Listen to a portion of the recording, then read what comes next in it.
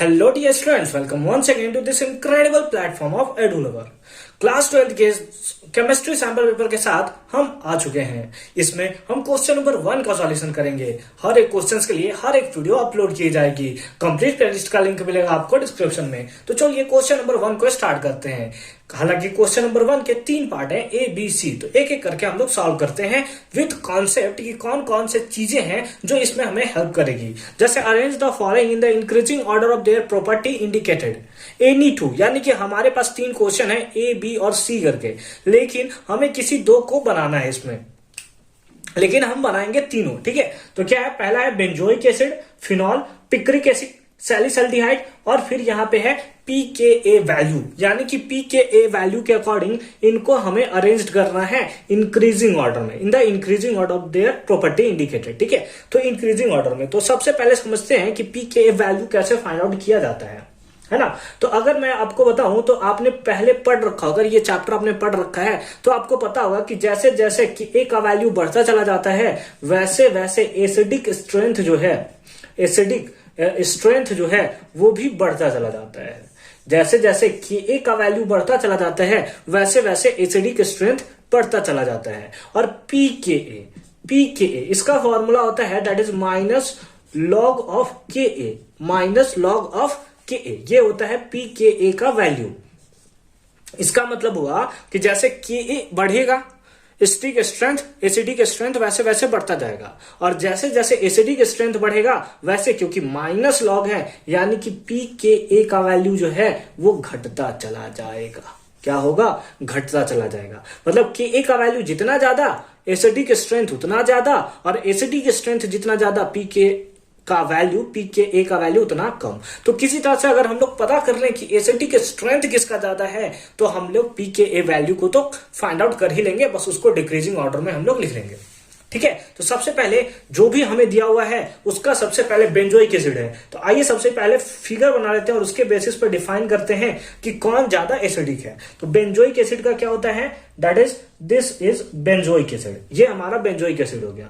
ठीक है, ये आपका नंबर वाला 1 हो गया। अब फिनॉल का बनाते हैं। तो फिनॉल का स्ट्रक्चर कैसा होगा, तो फिनॉल का स्ट्रक्चर कुछ इस टाइप से होता है। ये हो गया आपका फिनॉल। फिर आते हैं पिक्रिक एसिड। तो पिक्रिक एसिड का क्या होता है, 2,4,6 डाइनाइट्रोफिनॉल, यही होता है ना। तो OH यहां पे आपका रहेगा कौन सा, NO2, और यहां पर भी हमारा कौन सा रहता है, दैट इज NO2। ये हो गया हमारा पिक्रिक एसिड। फिर है सैलिसाइलिक एसिड। सैलिसाइलिक एसिड कैसा होता है, ये ऐसा होता है। यहां पे आपका रहेगा कोई भी ले लीजिए OH ग्रुप, और इधर आपका हो गया COOH ग्रुप।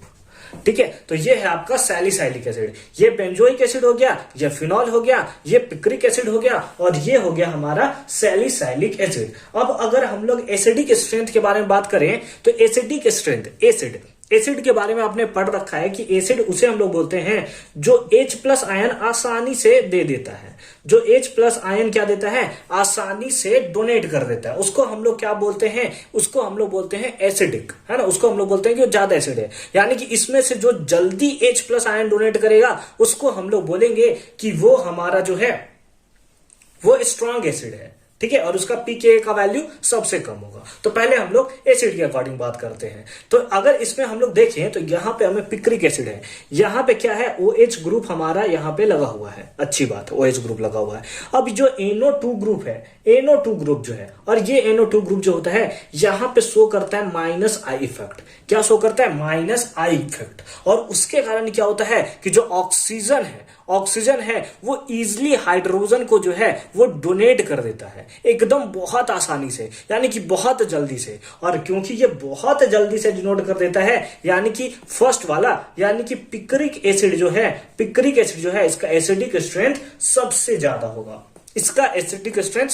होगा। अब आए इसमें और इसमें कंपेयर करें तो यहां पर अगेन आपको एक ग्रुप देखने को मिल रहा है, यानी कि ये भी जो है हम लोग का वो भी बहुत जल्दी डोनेट कर देगा। यानी कि उसके बाद हमारा कौन सा आएगा, that is salicylic acid. Salicylic acid जो है उसका एसिडिक स्ट्रेंथ दूसरा सबसे ज्यादा होगा। फिर उसके बात करें तो फिनॉल और यहाँ पे बेंजोइक एसिड है, तो ये आपका एसिड है, ये आपका फिनॉल है, तो यही ज्यादा होगा, तो ये हो गया हमारा बेंजोइक एसिड, और उसके बाद हमारा आ गया फिनॉल, उसके बाद आ गया फिनॉल। तो ये हमने लिख लिया कौन सा स्ट्रेंथ, एसिडिक स्ट्रेंथ।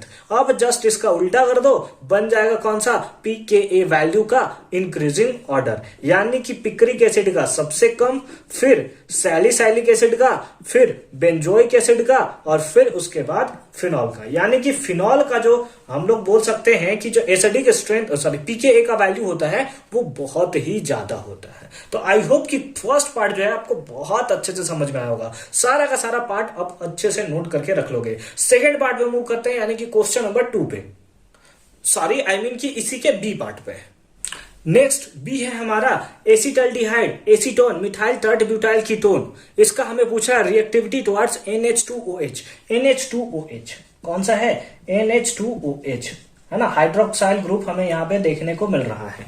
तो NH2OH, ठीक है, इसके अकॉर्डिंग, इसके टुवर्ड्स है ना, NH2OH इसके टुवर्ड्स हमें रिएक्टिविटी पूछ रहा है। इसके लिए आप एकदम सिंपल सा फॉर्मूला याद रखोगे, सिंपल सा फॉर्मूला आप याद रखोगे कि CH3 ग्रुप जितना कम रहेगा, जितना कम रहेगा उसका रिएक्टिविटी टुवर्ड्स NH2OH जो है उतना ज्यादा रहेगा। ये है एकदम शॉर्ट फॉर्मूला, आप पढ़ लोगे पूरा, ठीक है, आप पढ़ लोगे पूरा चैप्टर, आपने पढ़ रखा है। अगर आपको ये समझ नहीं आ रहा है, एक बार आप उस चैप्टर को ढूंढ लोगे, ठीक है, जो हम लोग का फिनॉल वाला है, ठीक है, उसमें अगर आप देखोगे तो उसमें आपका मतलब अल्कोहल वाला जो चैप्टर, अल्कोहल फिनॉल ईथर एक ही में है ना सारा का सारा, ठीक है, तो उसमें आप देखोगे ना, तो बस आपको यही आप एकदम मतलब नोट पॉइंट करके रख लो कि जितना CH3 कम रहेगा रिएक्टिविटी टुवर्ड्स NH2OH जितना ज्यादा रहेगा, और वाइस वर्सा, है ना, कि मतलब जितना ज्यादा रहेगा उतना कम रहेगा। तो आइए इसका फोटो बनाते हैं, इसका फोटो बनाते हैं। सबसे पहले हमारे पास एसिटल्डिहाइड, एसिटल्डिहाइड, एसिटल्डिहाइड का कैसे फोटो बनता है, ठीक है, तो एसिटल्डिहाइड का हमारे पास हो गया, ये हो गया हमारे पास एसिटल्डिहाइड CH3H, ये हो गया क्या हमारा एसिटल्डिहाइड। फिर हमारे पास एसीटोन, एसीटोन का मतलब क्या होता है, 2 मिथाइल मतलब क्या बोल सकते हैं, 2 मिथाइल प्रोपेनॉन, ठीक है, वो प्रोपेनॉन का, सॉरी 2 मिथाइल नहीं बोल सकते उसको हम लोग, 2 मिथाइल कीटोन बोल सकते हैं, ऐसे हम लोग क्या बोले उसको, प्रोपेनॉन बोलते हैं, एसीटोन हो जाता है भाई, CH3 और ये हो गया, ये जो है आपका, यही क्या है आपका, हाँ, जो प्रोपेनॉन होता है वही होता है आपका एसीटोन, या फिर जिसको बोल सकते हैं 2 मिथाइल कीटोन, ठीक है। अब आते हैं इसका मिथाइल टर्ट ब्यूटाइल कीटोन, ठीक है, कीटोन है, तो कीटोन के लिए हमने ऐसा बना लिया, फिर लिखा है मिथाइल, मिथाइल इधर बना लिया। अब इधर बोला है टर्ट ब्यूटाइल, टर्ट ब्यूटाइल का मतलब ये होता है, ये होता है, ये होता है ना, तो ये हो गया हमारा मिथाइल टर्ट ब्यूटाइल कीटोन, ठीक है। अब हमसे पूछ रहा है कि रिएक्टिविटी टुवर्ड्स NH2OH, हमें पता है जितना कम CH3 उतना ज्यादा रिएक्टिविटी टुवर्ड्स NH2OH। अगर हम लोग इसमें देखें तो यहां पे कीटोन किससे अटैच्ड है, यहां पे CH3 सबसे कम है, अगर सबसे कम है मतलब ये वाला पार्ट जो है वो सबसे ज्यादा रिएक्टिविटी टुवर्ड्स क्या होगा, हम लोग का NH2OH देखने को मिलेगा। तो सबसे पहले हम लोग किसको बोल सकते हैं कि हमें इंक्रीजिंग ऑर्डर में बताना ना, यहाँ पे 2 है, यहाँ पे आप देख रहे हो तो वेरियस है, यानी कि इसका सबसे कम होगा, तो इसको हम लोग बोल सकते हैं कि मिथाइल टर्ट ब्यूटाइल कीटोन, है ना, मिथाइल टर्ट ब्यूटाइल कीटोन इसका सबसे कम होगा। फिर आपका एसीटोन का होगा, एसीटोन का होगा, और लास्ट में आपका क्या होगा, एसिटल्डिहाइड, एसिटल्डिहाइड, एसिटल्डिहाइड, ठीक है, ठीक है। आई होप कि सेकेंड पार्ट भी आपको बहुत अच्छे से समझ में आया है। चलिए फर्दर मूव करते हैं थर्ड पार्ट पे। थर्ड देखें तो सी पार्ट में क्या है, ethanol, ethanoic acid, benzoic acid, किसके अकॉर्डिंग बताना है, तो बॉइलिंग पॉइंट के अकॉर्डिंग इंक्रीजिंग ऑर्डर में हमें इसको रखना है, ठीक है। तो बॉइलिंग पॉइंट के अकॉर्डिंग एकदम माइंड में रखोगे, बॉइलिंग पॉइंट के अकॉर्डिंग क्या क्या होता है। सबसे पहले फोटो बना लेते हैं।